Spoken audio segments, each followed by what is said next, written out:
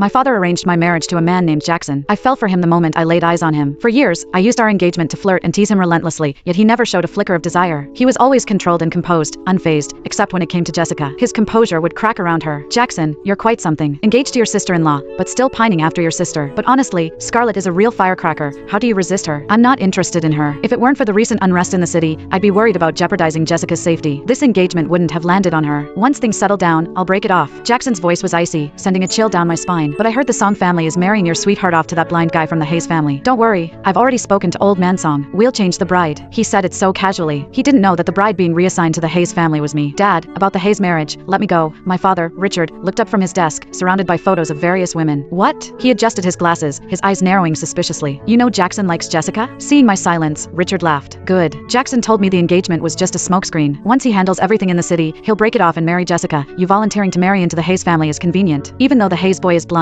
he still has money. It's better than you ending up as Jackson's ex-fiancée and marrying some nobody. Scarlett, you're finally being sensible. I'm relieved. I watched his hypocritical display of concern and coldly interrupted him. But I have two conditions. First, move Jessica's mother's ashes away from my mother's grave. Richard, enraged by my bringing up the past, slammed his fist on the desk, making the room tremble. Jessica's mother was a legitimate member of the Song family. Burying her in our family plot is perfectly reasonable. Don't be unreasonable. A mistress doesn't get to claim legitimacy. She made my mother's life a living hell, and I won't let her disturb her peace. Think carefully. Do you really want to make a point and let the Hayes family slip away? Or, Richard claimed he truly loved Jessica's mother, but when money was involved, he quickly caved. Fine, I agree. My second condition, before I leave, the Hayes marriage must be kept completely secret. Compared to my first demand, this one seems simple. Richard scrutinized me, wary of missing any expression, but ultimately didn't think too deeply. As long as it didn't affect the Song family's wealth and status, he didn't care about my feelings. Besides, he favored Jessica, and his beloved daughter was about to get a perfect marriage. And I, his disobedient daughter, was willing to marry the blind Hayes heir to solidify his position in the business world. Perfect. Leaving the house, Jackson's Bentley waited at the entrance. The window rolled down, revealing Jackson's breathtaking profile. His usually calm eyes were filled with urgency. Hurry, we're late for the party. Seeing my leisurely pace, he urged me, unusually opening the back door for me. In the past, I would have been thrilled, secretly rejoicing at a crack in his icy exterior. But now, I just smiled politely and sat in the passenger seat. He was used to being the center of attention, and usually only made a token appearance at even the most extravagant parties. His urgency had only one explanation. Jessica would be at the party. Jackson looked at me, surprised. He sensed something unusual about me, but the thought vanished as his mind filled with excitement at seeing Jessica. Jackson, don't worry, everything will go your way. As soon as we got out of the car, Jackson's eyes locked onto Jessica, his steps instinctively moving towards her. Jessica, hearing the commotion, turned, embracing his arm without hesitation. Jackson, long time no see. I missed you so much. Seeing my impassive expression, she added a few words with a forced smile. And my sister. Jackson was amused by her playful antics, gently stroking her hair, even more affectionate than he was with me, his fiancé. He pulled out an elegant velvet box. A little gift. I hope you like it.